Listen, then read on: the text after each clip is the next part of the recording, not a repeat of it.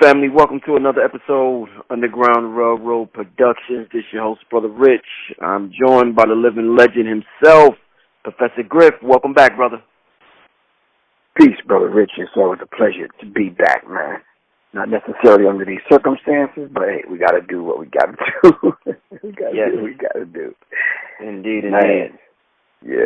Yeah. So I'm sure everybody is looking forward to hearing what Professor Griff has to say about what's been transpiring over the past 7 days, I believe, from the Charlottesville, the so-called protests in Charlottesville to the Unite the Right rally of white supremacists in Charlottesville to Donald Trump's response, and his latest response in New York was just, a lot of people was like, wow, never seen white supremacy that blatant, that direct, especially coming from a U.S. president.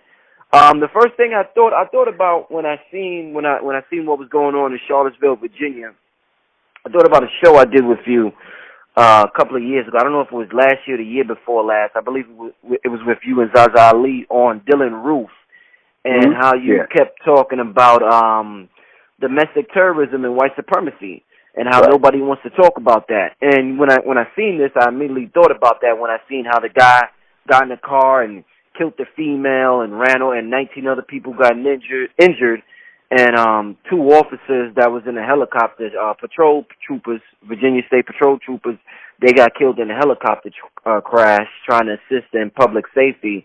And I said, yeah, Griff was talking about this years ago, about how this is never being addressed. And I seen the media started immediately addressing it. And, yeah, Griff, I mean, wow, man, a lot of things you say throughout the years, man, I mean, you get called a lot of names. You get called a race baiter, and you get called a hate monger and all these other names. And it's like, Griff, man, you know what you're talking about, brother, with what's going on, man. And just to start out with simply, brother, what's your take on everything you've seen this week from Charlottesville, Virginia, to President Trump's press conference, even with David Duke and all of that?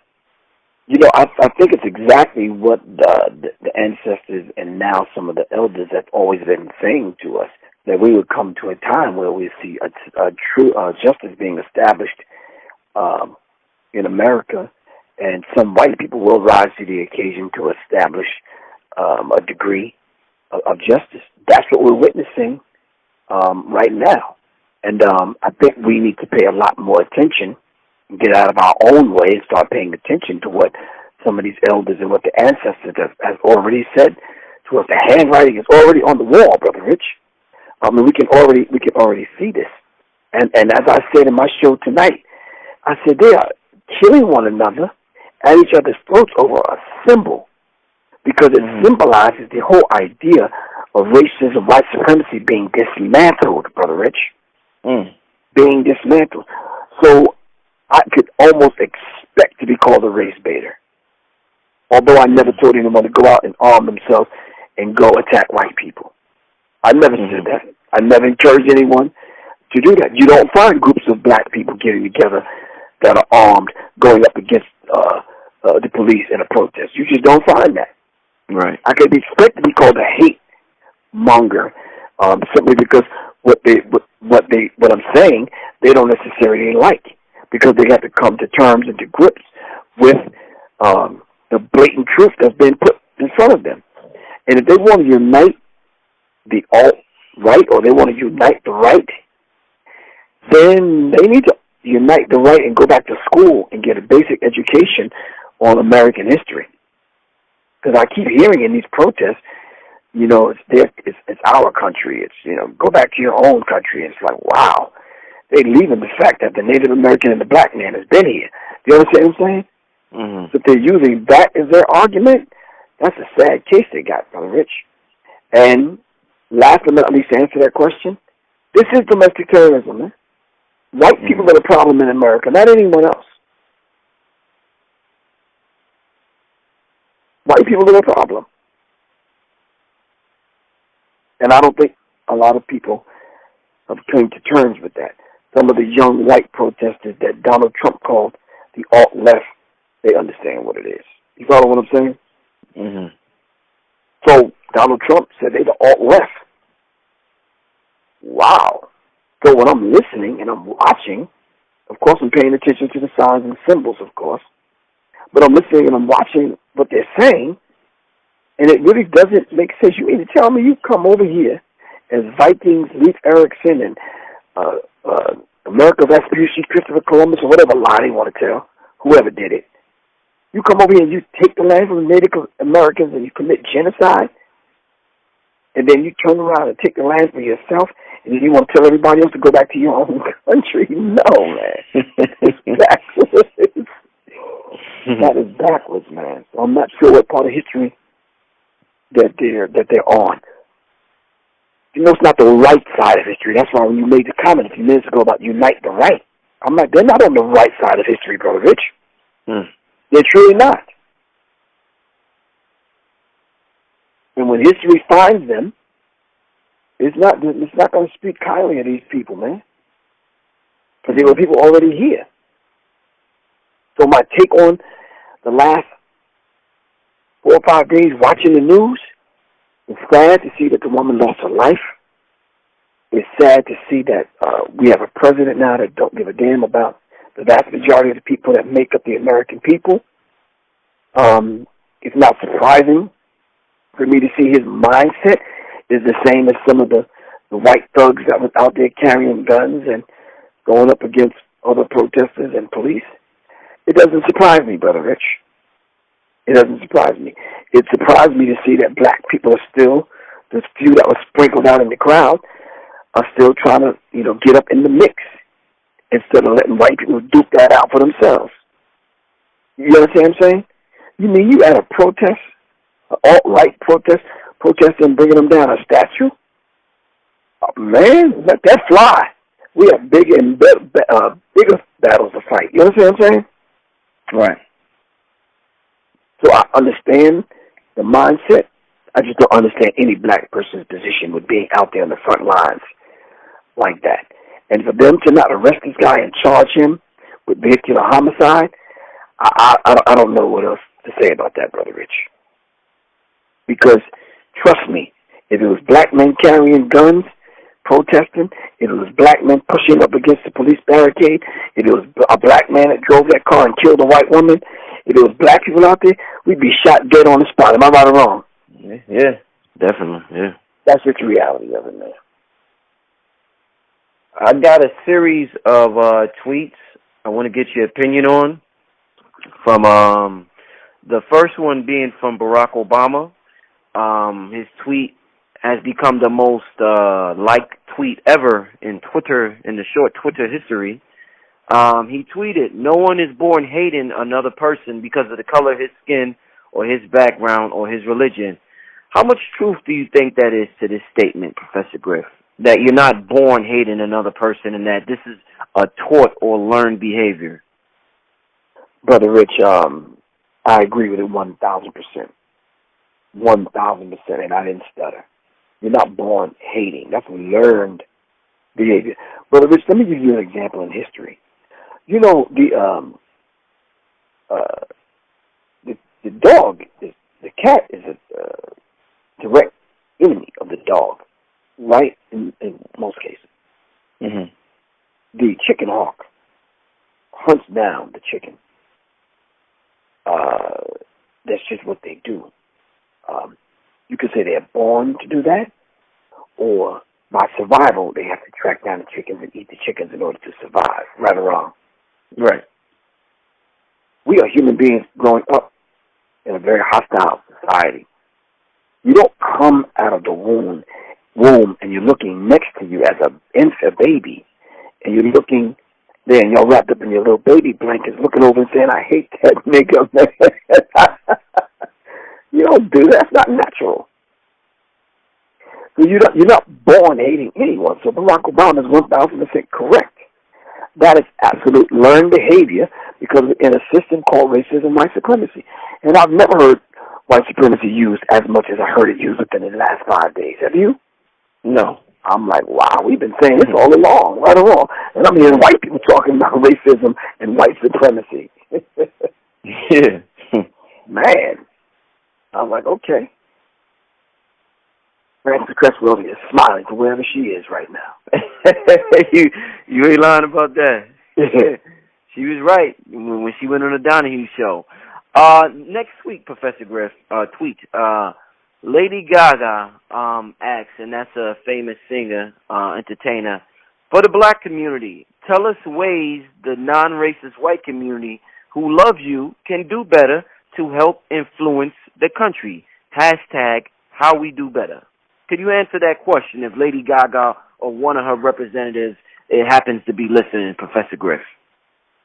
I would say to Lady Gaga or one of her representatives, I would say, A, be upfront and open and honest about how white people deal with and handle black people and treat black people right across the human spectrum in the areas of the 9 areas of people activity that Dr. Frances Cresswell talked about. And if you truly, really, truly want to help, use your platform, all right, and your influence as a means of educating your own people, all right, on this whole idea of bringing yourselves back to being humans, because we all have to share the planet. We have to share the air. We have to share the water, all right? Bring your people back to a human level, because I'm sure you see white people throughout the globe having the same kind of the way they handle black people throughout the globe, regardless of where it is on the planet. So that's what the advice that I would give her. Don't appropriate black music, all right? Don't use your platform only to promote and or promote this whole idea of beauty and whiteness being the standard of beauty on your platform. Tell the truth. Let's be upfront. Let's be honest. Let's have an educational component to what we do in the music industry. And then maybe other people will come up following you that admire you, that respect you, and that listen to you. We'll begin to adopt these particular things, and we can have an open dialogue on the music industry level with what needs to happen with race relations as far as black people are concerned on a human level. That's what I would say to her. Last tweet I want to ask you about. Michael Moore, he's a documentarian. I think he had, what was it, Fahrenheit 9/11? Yeah, man. Michael Moore had a few good... A few documentaries, yeah. Yeah. He tweeted, as the dinosaurs were going extinct, they became confused, fearful, angry, and lashed out, not knowing their era was over. Hashtag angry white guys. Can you elaborate on that tweet, Professor Griff, what he might have meant by that tweet in the dinosaurs going extinct? I wore several years ago, I wore a T-shirt that Uno, the prophet, Brother Jamal Crawford from Boston, gave me. And he ripped a page out of Michael Moore's book, one of Michael Moore's books. And the title of the particular chapter was Kill Whitey. But it didn't say K-I-L-L-W, kill W-H-I-T-E-Y, kill Whitey. It said kill and then the letters Y-T. A police officer stopped me at Logan Airport and asked me about the T-shirt, and I said it was from Michael Moore's book, Kill Whitey. And we began a small little dialogue. And what Michael Moore was saying was absolutely correct when I read that chapter in the book. And he talked about white people not being around if we keep this idea of this being a melting pot. White people instinctively know in their gut this can never be a melting pot, because a melting pot will signal their end. You understand what I'm saying? Mm-hmm. Michael Moore is absolutely correct. Their time of ruling darker-skinned people on the planet is truly up.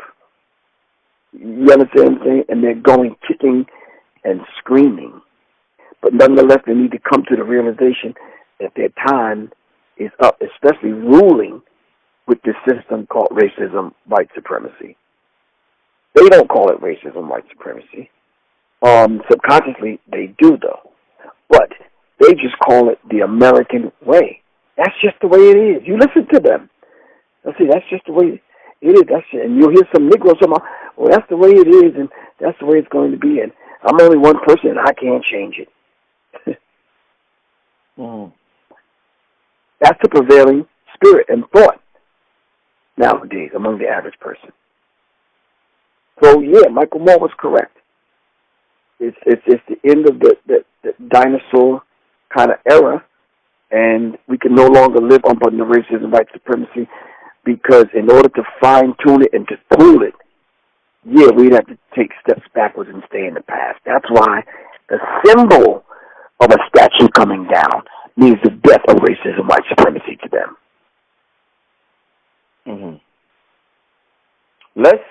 Let's talk about the danger of false equivalence.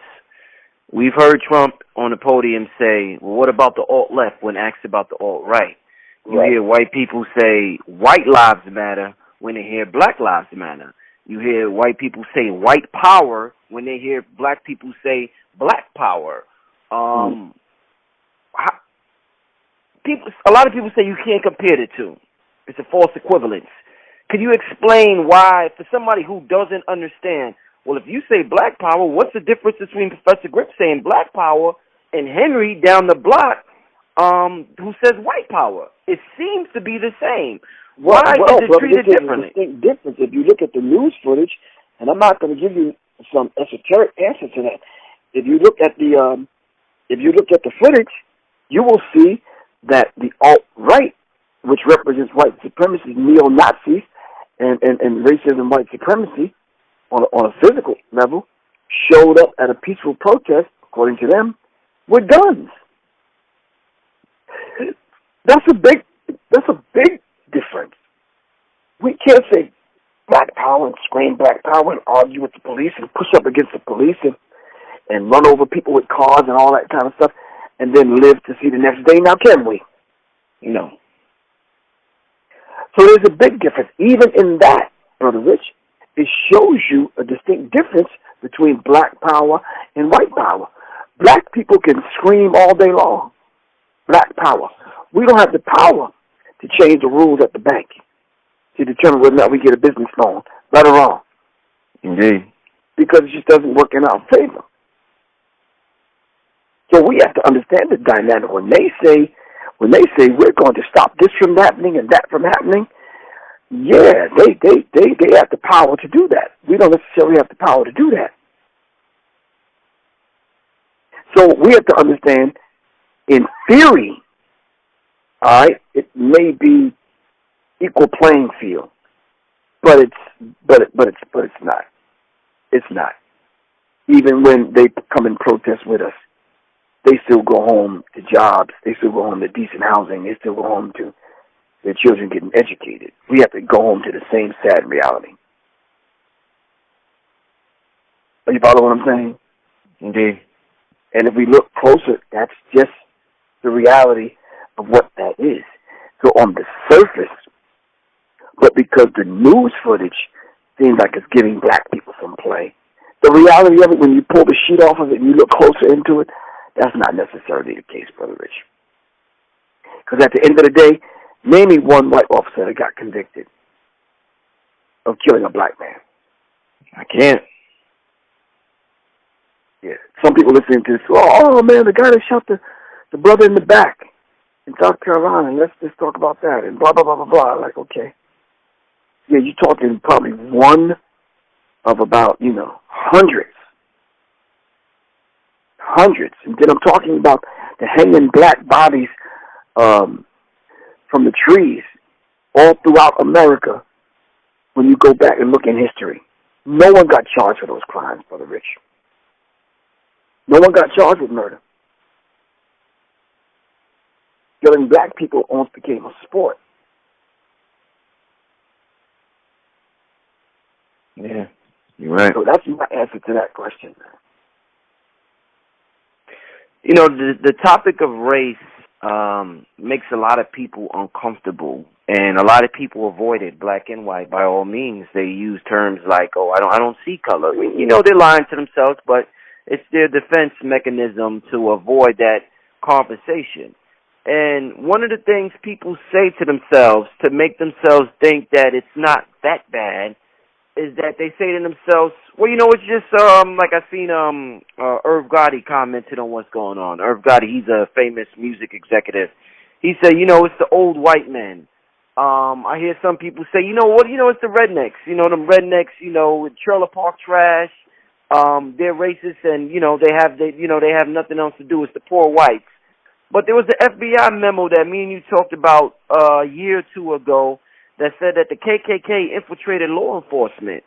So it right. appears that it's not just rednecks or old white men. It appears that this thing has infected the entire system. Could you talk about this FBI memo for those who may not have heard you talk about it years prior, Professor Griff? Well, before I do that, Brother Rich, let me say this to the Irv Gottis of the world, and I'm not coming at him. When you look at some of the images, I'm sure he has a TV. I'm sure he saw some of the stuff that was going on. If you look at some of the images, do those images look like the old pitted skinhead dudes with tattoos? No. Those look like your average, everyday dude that's in the insurance company, at the bank, on the college campus, right or wrong. Yeah. So you're talking about a different kind. You're not talking about the old white guys. I've watched the footage. Them dudes are not that old, man. Those look like some teenagers, early 20s, maybe late 30s for some of them. You understand what I'm saying? So you're not talking old Irv Gotti.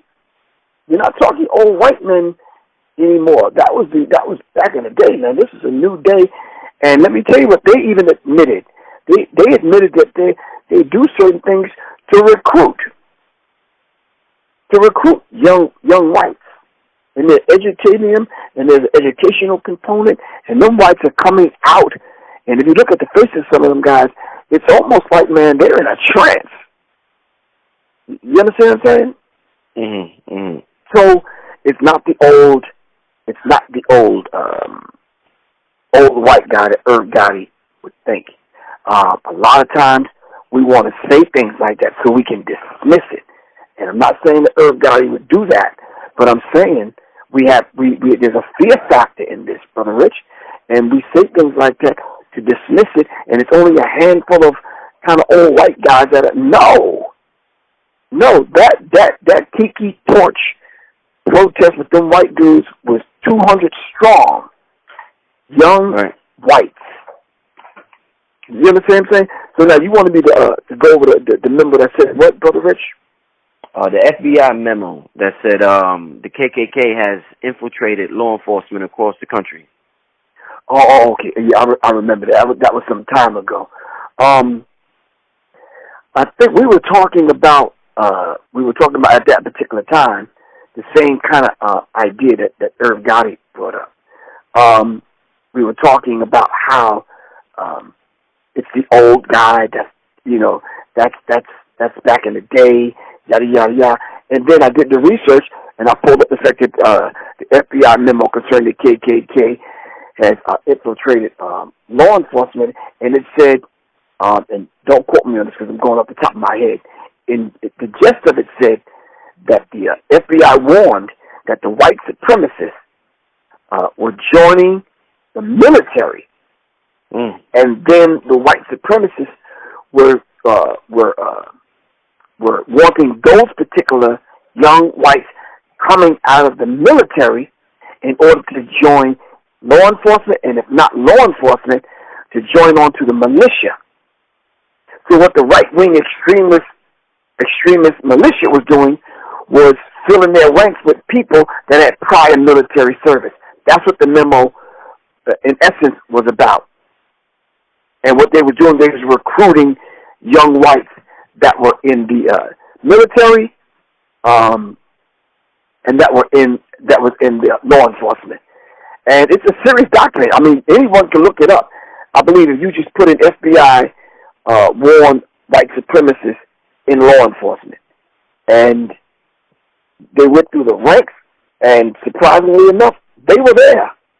And the alt-right kind of white supremacist groups were recruiting people directly from the military because they don't have to train them. They got the basic training. And for them to put out an FBI memo for someone to leak it, it's like, wow, they're actually saying it, but we're not paying attention.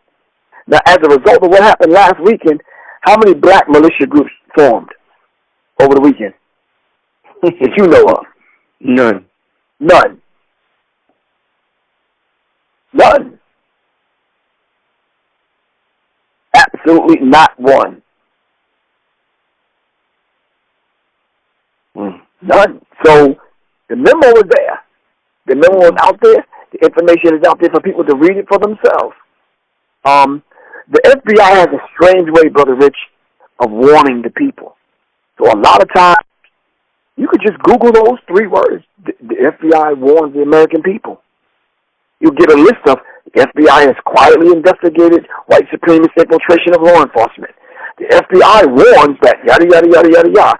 The FBI invested in white supremacist infiltration of law enforcement and discovered yada, yada, yada. Or they'll get a special program on CNN or one on, HBO special on so-and-so and so-and-so.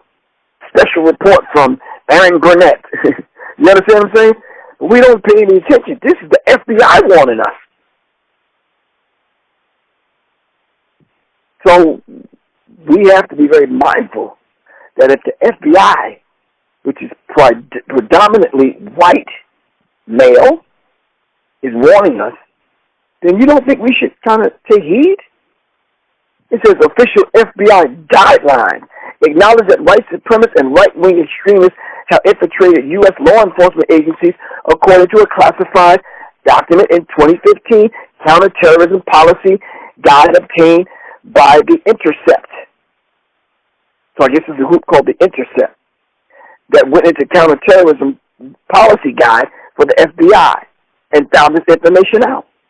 Domestic terrorism investigations focus on militia extremists, white supremacist extremists, and sovereign citizen extremists often have identified active links to law enforcement officers. The guide, which explains how individuals qualify for inclusion on a terrorism watch list, reads according to The Intercept. Woo! Some of these people are still law enforcement, but they're still on a watch list. Wow. Who's watching them? The same people that's in the white supremacist organization with them.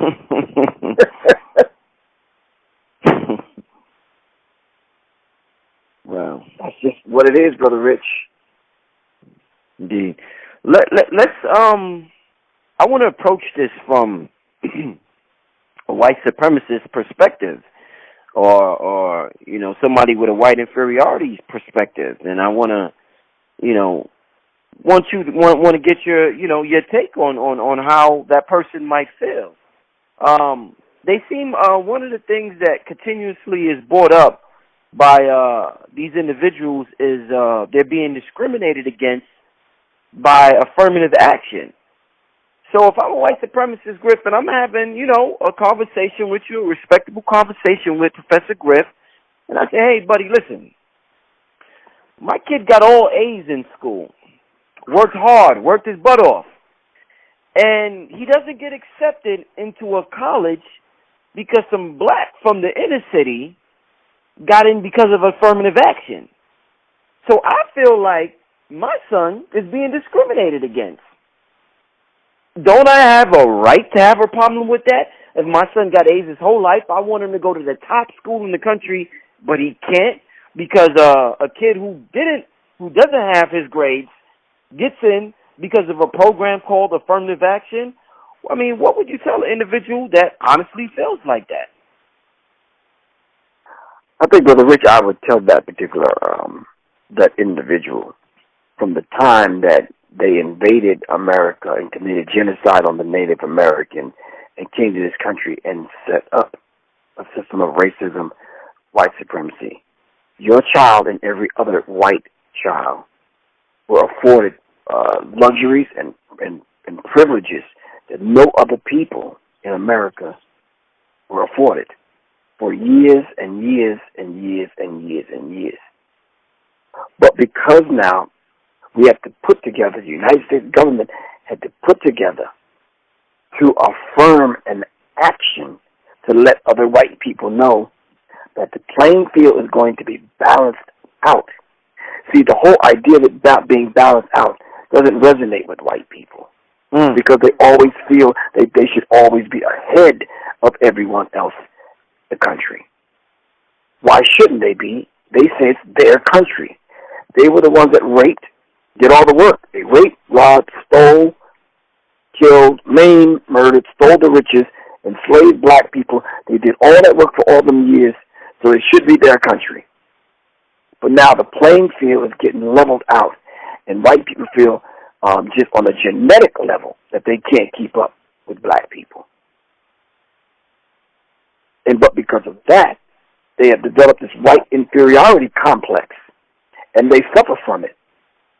This is why anytime we get ahead, they put laws and different things in place to knock us right back in our quote-unquote proverbial place.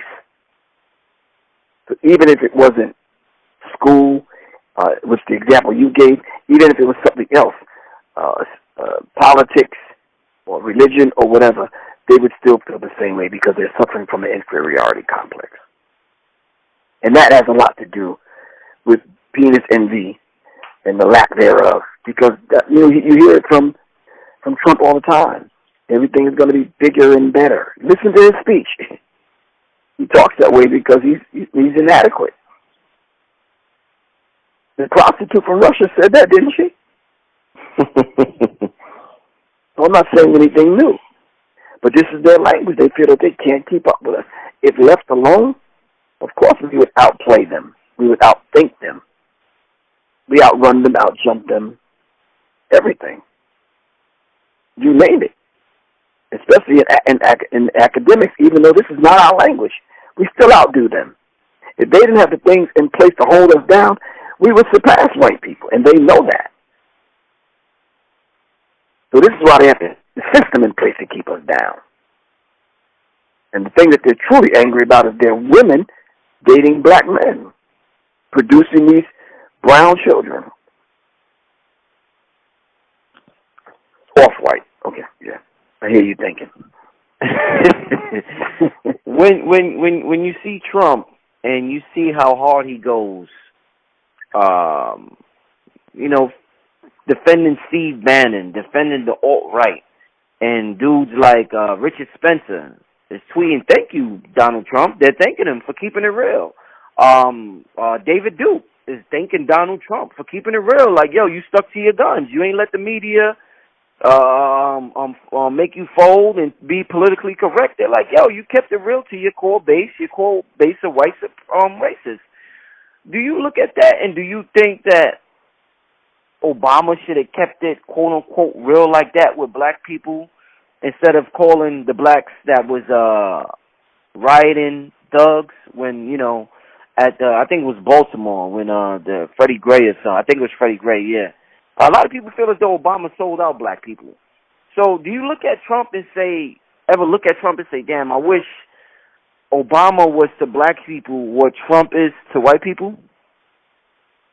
I wouldn't necessarily say that, because Trump is not necessarily to white people, to the vast majority of white people. He's to a segment of white people. Mm-hmm. You understand what I'm saying? Mm-hmm, mm-hmm. I think Barack Obama appealed to a broader scope and a broader base of black people and even other people in the human family for different various reasons. But to speak about your question that you asked, yes, he should have stood directly up and not called us thugs. You understand what I'm saying? Yes, Donald Trump kept it all the way real in a non-presidential kind of way. You understand what I'm saying? And if Barack Obama had what Minister Farrakhan called the testicular fortitude to even speak up for us one time, he would have left office a much remembered man that helped black people get ahead. But he didn't. He didn't speak to this dynamic. And then you turn around and you call us a thugs, exacerbating. Let me tell you something. Donald Trump has created an atmosphere among young whites that we're going to feel the stink of that, bro. I'm telling you, man. Because now their chest is pumped out and they're cocky. You understand what I'm saying? So when I go among white people, there's a certain mindset that I have, man. I'm polite, I'm nice, I'm respectful, but I'm not taking no shit. You understand what I'm saying? Mm. Plain and simple. Plain and simple. Trump has created an atmosphere that makes white people think that they actually have the ability to put us back in slavery. The young whites. Mm-hmm. So the whole idea of Make America Great Again, the whole idea of white America is for the white man. Wow, that's critical, man. We want to take this country back. Like, okay, wow. You took it the first time. When no one took it from you. The playing field is being balanced. But go on. At his press conference, like I said, he was real bold. In the media, they said he went rogue. But he was real bold in his press conference, and he was talking about the removal of Confederate statues. And one of the things Trump said was, where does it end? He asked, was George Washington next? He said, George Washington was a slave owner. Is he next? He said, what about Thomas Jefferson? He said he was a major slave owner. Is he next? He talked about changing history. You guys are trying to change history. What do you think about that? Those comments, hearing that from a president, saying, talking about the founding fathers, George Washington, Thomas Jefferson, and saying that they're trying to change the history of America by removing these Confederate statues. What did you get out of that, Professor Griff? I said, wow, that was beautiful. I'm glad he said it. And saved me some time with Brother Rich tonight. I'm glad he said it because that's exactly what's going on in the average white person's mind. Right. We're changing history. No, we're just telling the truth about history, and bringing down the statue, like I said earlier, is dismantling racism, white supremacy on a physical level that people can see. So maybe if the statue wasn't there, maybe we can kind of meet one another halfway and have a healthy conversation about race. That's the best way I could put that, Brother Rich. I'm glad he said it. And you're damn right. George Washington is next. The rapist Thomas Jefferson is next. You understand what I'm saying? We need to talk about all the fondling fathers who founded black women. So, yeah, they're next. Plain and simple. What is wrong with that? You don't see statues of Hitler up where Jewish people live, do you? No, not at all, no. No, not at all. You can say that with vigor and fervor, man. Not at all. And you will never see statues of Hitler up where Jewish people live. So white people need to understand it from that perspective. It's just not. It's just the dismantling of racism, white supremacy, as far as history is concerned. You understand? And that's just the reality of it. And it's hard for them to take that simply because the playing field is being leveled. Let me tell you something. Asian children, some black children, especially Asian children, have outdone young whites in this country for many, many years in the area of science and math. You understand what I'm saying? Mm-hmm. They know that's happening. So what they did was they turned around, and since they control stats, they control the history books and the textbooks that we study from in school, those now have to be altered. So we used to go back and tell a true, clear picture of Robert E. Lee, George Washington, the rapist, Thomas Jefferson, and the rest of them. They don't want the information going out like that, Brother Rich, because they know and understand the value of history. They know and understand when their children look back in history, they have to have a healthy, white role model in history. And Thomas Jefferson and the rest of them don't represent that, if the truth be told about them. You can't say that Thomas Jefferson was a rapist and he raped black slaves, black women in slavery. Can't say that and get away with it because white people won't allow it because their children. History is built on the Thomas Jeffersons of the world. You understand what I'm saying? So that's just that particular dynamic and how it works. So we have to understand something. If they're to ever be great again, they seriously going to have to sit down at the table, and we have to actually tell the truth about white people's history in America. They think they discovered America. Do you realize that, Brother Rich? Mm-hmm. Yeah. That's still the language? Yeah. Christopher Columbus discovered America? Wow. You think we might want to start there, Brother Rich?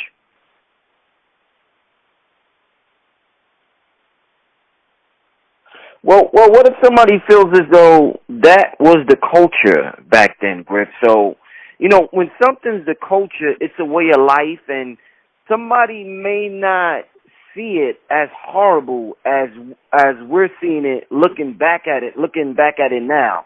So if the culture in the black community is to talk to black women in a certain way or to say when they're walking down the street, we really don't understand what we're doing. But if we went in a time machine and went to the future and looked back at it, we may think that was savage the way we talk to them, but at that time it was just a culture. So sometimes people are more lenient with people because it was just a culture back then. Like the Romans, what they did, it was barbaric, you know, the Colosseum, but it was the culture.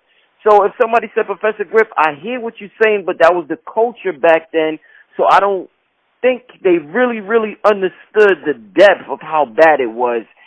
What would your response be to that, Professor Griff? Okay, so when you talk about culture, though, you know, culture is built on what, though, Brother Rich? What is culture actually built on? I mean, right now, if we were to fast forward 20 years and look back at the culture today, and we were to watch the footage that we saw this weekend, that's the culture. That's a violent culture, right or wrong. Mm-hmm. White people are being extremely violent with white people. That's the culture, white on white violence. And then we go to the history books and we're like, wow, yep, you know something? Here it is, right here. They've always done that. White people have always killed white people. There's always been white on white crime. That's what World War I and World War II is, white on white crime. Right? Mm-hmm.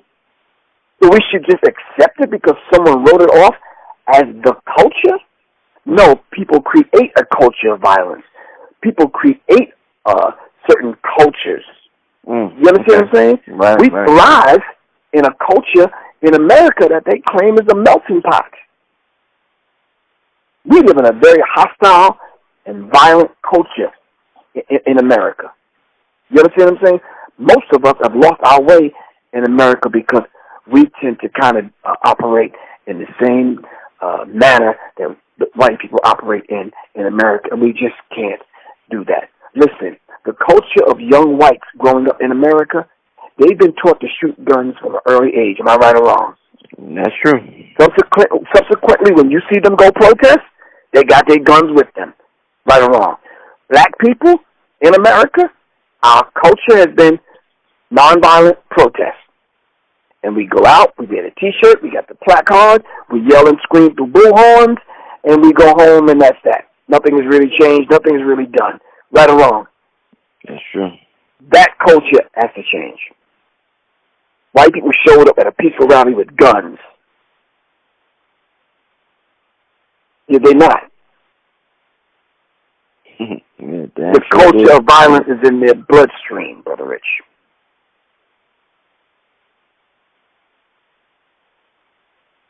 It's in their blood. They've always been a violent people.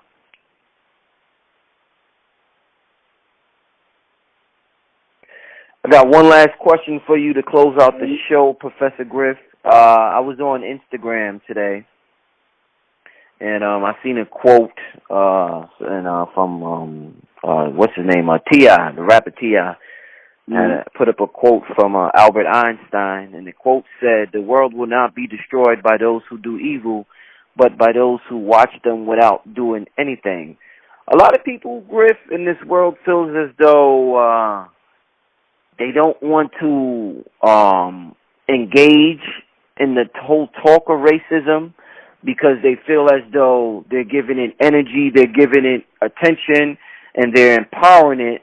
The more they invite it in their lives, they're giving it. When we say attention is the new currency, attention has always been the currency. We're just now learning that in the digital age because anybody could get attention. But they have phrases for it. Pay, you give money, current, pay, you're paying attention. So people feel as though I'm not going to have. Griff and Rich talk about race too much. I'm not going to watch that show because I don't want to invite that in my life. Wow. How do you feel about those people? In comparison to what this quote by Albert Einstein, by saying, they think they're doing good because they don't want to invite it into their lives, but the quote is saying that they're helping destroy the world by ignoring it. What's your take on people who have spiritual, Well, if you have some kind of disease, you can ignore it all you want to, Brother Rich. That ain't going to make that shit go away. I'm sorry.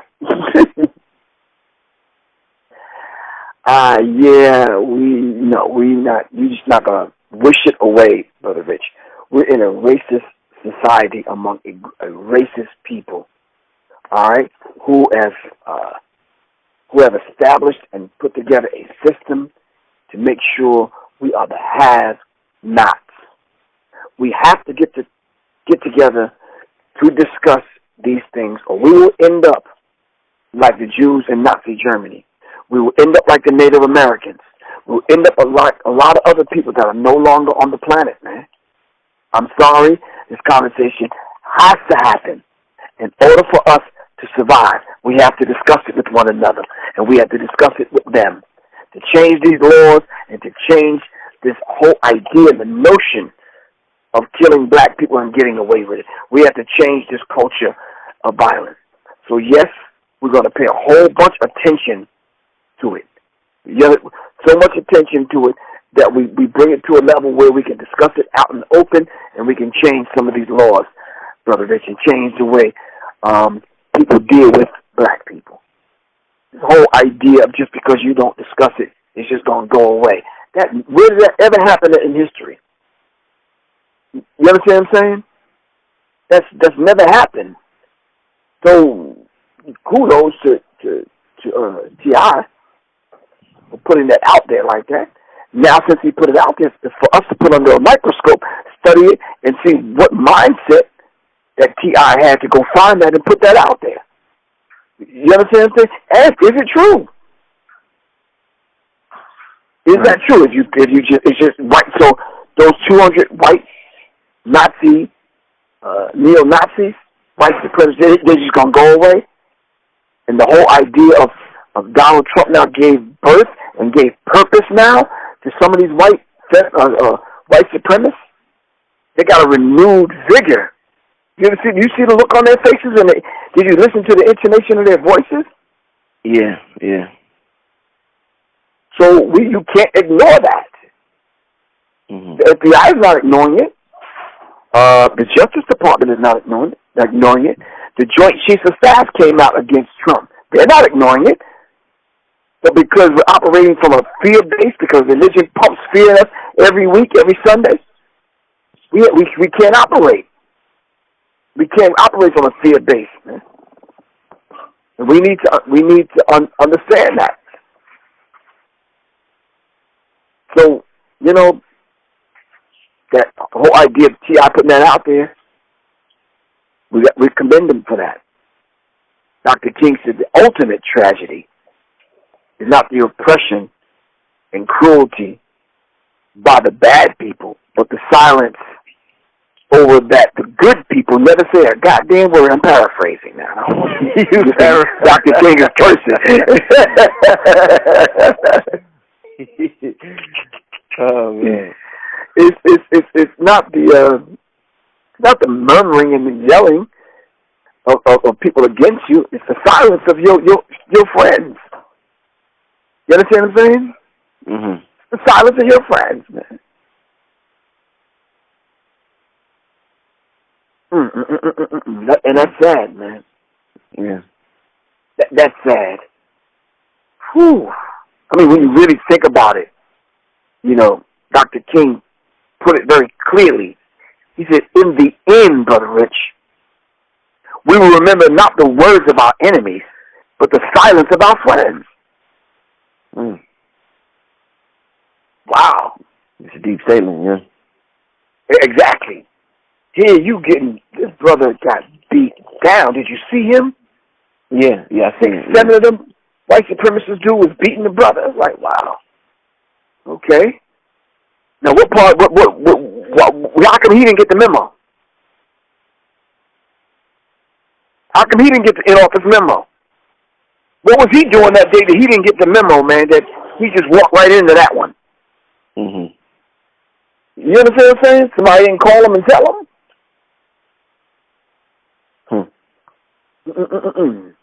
So, in the end, we remember not the words of our enemies, but the silence of our friends.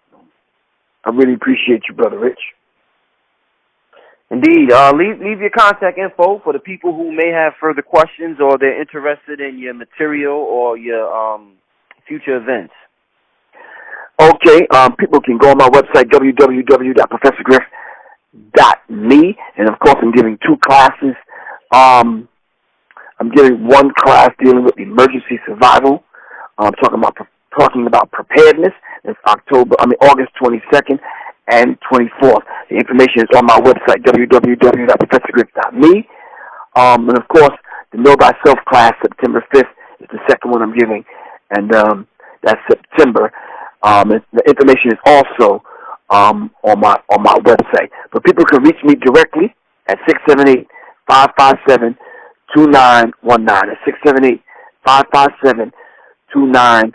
And just to let you know, Brother Rich, me and Terminator X are still doing the revolutionary look at the history of hip-hop, all right, through our revolutionary lens. And the first one is in Charlotte, North Carolina, Saturday, September 16th at 7 p.m. at Petrus. That's 1919 Commonwealth, Charlotte, North Carolina. And I'm proud to say that Soleil is giving a class, beautiful class that she's giving, Nurturing the Goddess. So women can sign up for her class on IamSoleil.com. It's Wednesday, August 23rd from 7 to 9 p.m. online. It's a 2-hour class. They can go to her website at www.IamSoleil.com/events to sign up for her class. She's going to be talking about using plant-based foods and herbs as medicine, sacred movement and sexuality, and divine holistic wellness.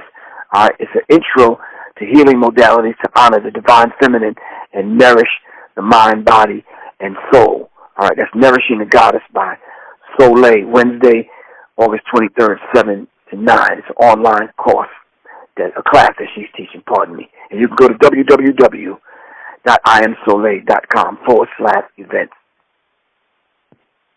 Indeed. Brother Rich, I'm going to be in Jacksonville this weekend, man, so we're doing something on the beach, man, honoring our good brother Marcus Mosiah Garvey. Can't wait to do that, man. Yeah. That's what's up. Yep. Man, look forward to hearing about how that turned out, man. Okay. I think I might do something live, man. Live broadcasting from there. Yeah, that'll be cool. That'll definitely be cool. I'm definitely going to leave information in the description bar for people who are interested in everything Griff was just talking about. I want to remind everybody, make sure you go to PayPal, donate to myself and Griff, or go to our Patreon page. That information will be in the description bar as well. Make sure you support the media that has been bringing this information to you for years at this point. And, right. You know, we know there's a big censorship thing going on with the web right now. So, you know, make sure you show support for those who support you. We want to thank everybody for tuning in. We're going to see you next week. This is Brother Rich, Professor Griff, and we signing out, family. Peace. Peace, family. This is Brother Rich from UGR, urging all my viewers and subscribers to help support the channel by donating just $1 to the UGR PayPal account. We appreciate the viewership and support, and we understand the power of $1. If you benefit in any way, shape, or form, we ask that you donate $1, whether it be monthly, bi-monthly, quarterly, or yearly, so that we can build our brand to compete with the NBCs, the MTVs, and the Foxes of the world. I figured since Kanye could ask Mark Zuckerberg for 1 billion, I could ask my subscribers to donate $1 so I could make the best possible content possible. The main objective of this channel is to inspire you to become the greatest version of yourself. So hopefully throughout the years of you watching this program, you have been inspired to become the greatest version of yourself. If you would like to donate, you could go to www.paypal.com and send a donation to richandmerit7@yahoo.com. Thank you and enjoy the rest of your program.